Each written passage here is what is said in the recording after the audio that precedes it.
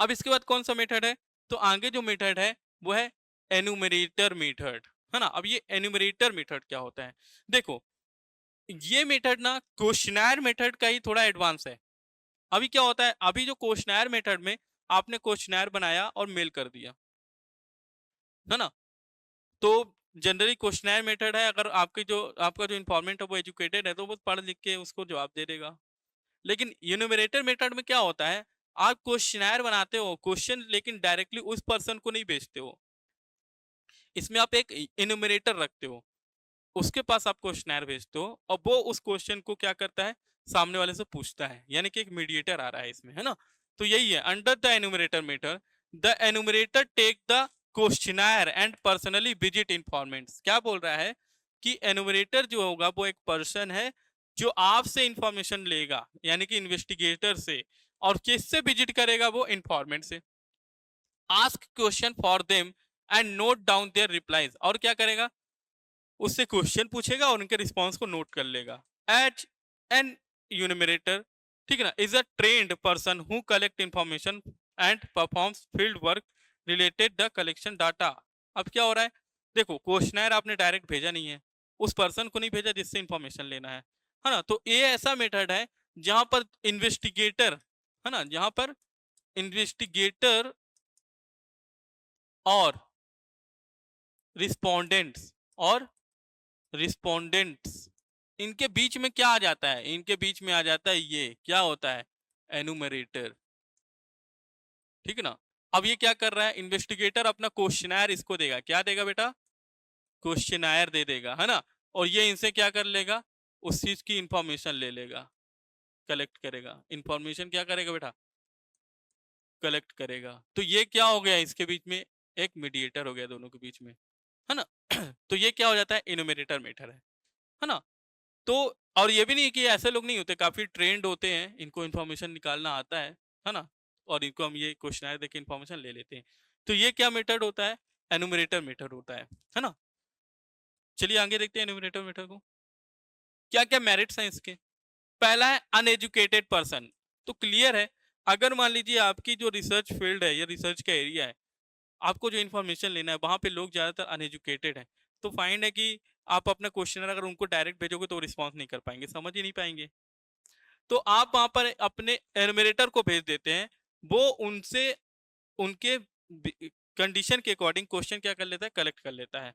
तो बोल रहा है as the enumerator himself fills the questionnaire for this matter can be use those cases target population is not, है ना, proficient. अगर आपकी टारगेट पॉपुलेशन जो अनएजुकेटेड है या वो कहीं ना कहीं इंफॉर्मेशन देने के लायक नहीं, तो आप वहां पर इन्यूमरेटर को भेज के उससे क्वेश्चनर फिल करा सकते हैं।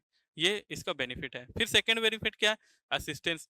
क्या होता है, देखिए कभी कभी क्या होता है, आप जो क्वेरीज कर रहे हैं तो इन्यूमरेटर क्या कर रहा है, उसको आप इंस्ट्रक्शन दे देते हैं कि ऐसा ऐसा करके ये इन्फॉर्मेशन निकालना है, तो वो इन्फॉर्मर से जाके वही चीजें इंस्ट्रक्शन के अकॉर्डिंग क्या करता है, कलेक्ट करता है। तो वही पॉइंट है, रिस्पॉन्डेंट कैन एड्रेस, है ना, perplexing troublesome inquiry with assistant of the एनुमरेटर। कहीं ना कहीं वो क्या करता है, थोड़ा सा रिस्पोंडेंट क्या हो जाता है, थोड़ा सा फ्लेक्सिबल हो जाता है, कहीं इजी लगता है उसको। अगर उसको इंक्वायरी कर रहे हैं, वहां पे कोई प्रॉब्लम आती है, तो वहां पे एनुमरेटर क्या करता है, उसको असिस्ट करता है कि नहीं ये पूछा जा रहा है, ये करना है। तो ये असिस्टेंस यहाँ पे मिल सकता है, जो कि इसका बेनिफिट है। थर्ड है less chance of bias, it live little scope of the poll to be biased, है ना।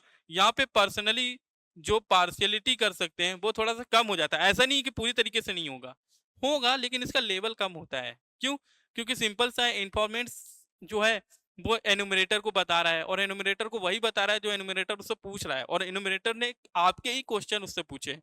तो बायस्ड जो चीज होती है यहाँ पे, पार्सलिटी जो होती है, वो कहीं ना कहीं उसके चांसेस कम है, ये भी इसका मेरिट्स है। फिर क्या है, रिलायबिलिटी।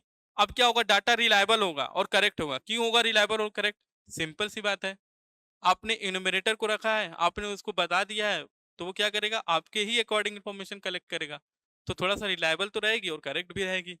फिर आता है रिस्पॉन्सिवनेस। रिस्पॉन्सिवनेस क्या होती है, देखो अगर हम बात करें तो यहाँ पे नॉन रिस्पॉन्सेंस कम होता है। जैसे क्वेश्चनर मेटर में क्या था, नॉन रिस्पॉन्सेंस रही, है ना, हमने अभी डिस्कस किया, आपने भेजा है, सामने वाले ने इग्नोर कर दिया, नहीं देखा। लेकिन यहाँ पे ऐसा नहीं है, यहाँ पर एनुमरेटर खुद जा रहा है और आपके क्वेश्चन उससे पर्सनली विजिट करके पूछ रहा है, तो क्लियर है कि सामने वाला क्या करेगा, नॉन रिस्पॉन्स नहीं कर पाएगा, वो कहीं ना कहीं रिस्पॉन्स करेगा, इग्नोर नहीं कर सकता इसको। तो ये भी इसके एक बेनिफिट्स हैं। अब देखते हैं डिमेरिट्स ऑफ यूनुमरेटर, है ना, एनुमरेटर मेथड। क्या क्या डिमेरिट्स हैं एनुमरेटर मेथड में? तो पहला है कॉस्टली। कॉस्टली क्यों है बेटा? देखो सिंपली सोच के देखो, आप क्वेश्चनर बना रहे हो, फिर क्वेश्चन आप एनुमरेटर को दे रहे हो, तो एनुमरेटर क्या कर रहा है, उसकी कुछ ना कुछ तो सैलरी लेगा या उसका कुछ ना कुछ पैसा आपसे लेगा, है ना, क्योंकि वो अपना टाइम दे रहा है। तो यहाँ पर आपको थोड़ा सा ये महंगा पड़ता है, क्योंकि वो आपकी जगह पे जा रहा है और अपना टाइम दे के जब इंफॉर्मेशन कलेक्ट करेगा तो आपको उसको कुछ पे करना पड़ेगा, है ना। फिर क्या है, टाइम कंज्यूमिंग, है ना। टाइम कंज्यूमिंग क्यों है? क्योंकि बेटा आप एनुमरेटर को भेज रहे हो, आपने इंफॉर्मेशन दे दी, एनुमरेटर अपने टाइम से उसको क्या करेगा, कलेक्ट करने जाएगा, तो थोड़ा सा टाइम यहाँ पे ज्यादा लगता है। तो it is very time consuming process as the enumerator has personally go and visit response. क्या करेगा, वो खुद जाएगा, जाने आने में टाइम लगेगा, हो सकता है आज मन नहीं, आज नहीं गया, तो कहीं ना कहीं जो इन्फॉर्मेशन है वो मिलती तो है, लेकिन क्या होता है, थोड़ा डिले हो जाता है इसमें, जो कि इसका डिमेरिट्स है। फिर क्या है, स्किल्ड पर्सनल, है ना। देखो अगर आपका जो एनुमरेटर है वो काफी स्किल्ड है, तो क्लियर है कि वो आपके लिए अच्छी जानकारी लेके आएगा, आपका डाटा परफेक्ट रहेगा, रिलायबल भी रहेगा। लेकिन अगर वो खुद ही उतना स्किल्ड नहीं है, तो हो सकता है, या प्रिपेयर्ड नहीं है, तो उस केस में क्या होगा, वो उतने ज्यादा अच्छे डाटा नहीं ला पाएगा। तो वही बोल रहे, the outcome of this technique relies upon the accessibility, sorry, accessibility of prepared skill एनुमरेटर। किसके ऊपर डिपेंड करते हैं पूरी तरीके से? एनुमरेटर के स्किल के ऊपर, कि वो कैसे एक्सेस कर सकता है। फिर है पर्सनल बायस। देखिए, inclination of the एनुमरेटर could impact of the result of data. अगर एनुमरेटर उतना ज्यादा, क्या बोले, सिंसियर नहीं है ना, सीरियसली वर्क नहीं कर रहा है, तो हो सकता है कि वो डाटा कहीं ना कहीं अपने लेवल पे पर्सनल बायस कर दे। हो सकता है वो, उसको बोला गया मिलो, जाके जानकारी लो, वो दो लोग से मिला और शायद अपने तरीके से डाटा मैनिपुलेट करके आपको दे दिया। तो ये चीजें यहाँ पे हो सकती हैं कि पर्सनल बायस हो सकता है। बायस कहाँ पे हो सकता है? पर्सनल लेवल पे हो सकता है, यानी कि इंफॉर्मेंट्स के साइड से नहीं हो सकता है, लेकिन हाँ हो सकता है कि जो इन्वेस्टिगेटर के न्यूमरेटर वो यहाँ पे पर्सनली बायस कर दे। फिर क्या है, affordability. It can only be afford being organisation. देखो ज्यादातर जो होता है हम जनरली इसको अफोर्ड नहीं कर सकते हैं, लेकिन हाँ कोई बड़ा इंस्टीट्यूट है, ऑर्गेनाइजेशन है, उसको डाटा कलेक्ट करना है, तो वो इनोमिनेटर मीटर को यूज कर लेता है, क्योंकि उसके पास उतने पैसे हैं कि वो उसको पे कर सकता है, तो उसकी कॉस्ट को बेयर कर सकता है। तो जनरली हर कोई इसको अफोर्ड नहीं करता है, कुछ ऑर्गेनाइजेशन इसको, या बड़े लेवल के जो इंस्टीट्यूट होते हैं, ऑर्गेनाइजेशन, तो वही इसको अफोर्ड करते हैं। तो इस तरीके से ये सारे एनुमेटर मीटर्स के क्या हैं, डिमेरिट्स हैं। ठीक है, चलिए अब आगे देखते हैं प्रिकॉशन ऑफ। जैसे देखिए क्वेश्चनर मेथड में प्रिकॉशन थे, वैसे ही एनुमरेटर मेथड में भी कुछ प्रिकॉशंस है बेटा। हमको इन प्रिकॉशंस को ध्यान रखना है जब हम इस मेथड के थ्रू रिसर्च करेंगे। ठीक है, तो क्या क्या है इसमें?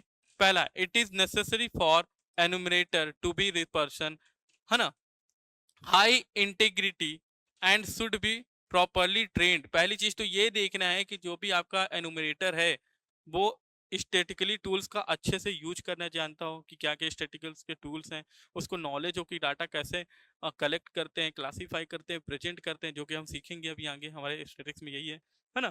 फिर और ट्रेंड भी होना चाहिए, उसको सारी चीजें आनी चाहिए कैसे वो जानकारी निकाल सके। तो पहला ये प्रिकॉशन ध्यान रखना है। सेकेंड, द एनुमरेटर शुड, है ना, टैक्टफुल, पोलाइट, है ना, लेबोरियस एंड ऑनेस्ट। कहीं ना कहीं आपका जो इनोमिनेटर है वो थोड़ा सा विश्वसनीय होने चाहिए, है ना, मेहनती होना चाहिए, ईमानदार होना चाहिए, शांत होना चाहिए जब वो वर्क करेगा अपना, आपने जो वर्क असाइन किया है उसके टाइम पे।